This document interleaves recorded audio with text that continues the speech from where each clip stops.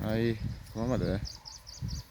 මම ඔයාලට පොඩි දෙයක් පෙන්නන්න ආවා. ගිය පාර මම බින්දලා ගියේ එකේ. දැන් මේ වෙද්දි මොකද ඔන්න මේ කැරට් හදලා තිනවා. පේනවා අඩුයි වල් වැඩි. කැරට් පේනවනේ කැරට් හදලා තින්නේ.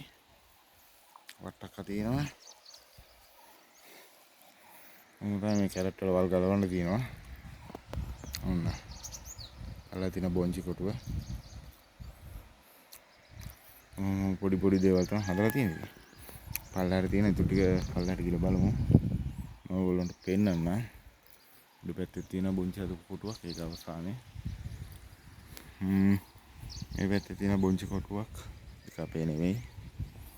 මේ ටික තියෙනවා මේ කැරට් හදලා තියෙන ටික ඔය බොංචි තියෙන පල්ලෙහා පැත්තේ. ඔය තියෙන පල්ලෙහින් මම පොඩ්ඩක් ඉන්න මම ඔයාලට ඉතුරු ටික පෙන්නන්න. ඔන්න ගයිස් බලා ගන්න. දැන් පල්ලෙහාට ආවා. මේ තියෙන බොංචි කොටුව මේ තියෙන මල් පිපිල පොඩ්ඩක් තියෙනවා. ඔයාලට පේනවා අඩුව ඇති. බලා ගන්න.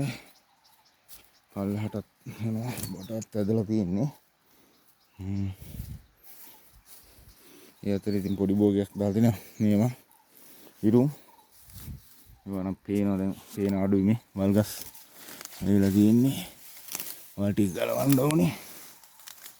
එහෙම ගලවලා දාන්නත් තියෙනවා. යව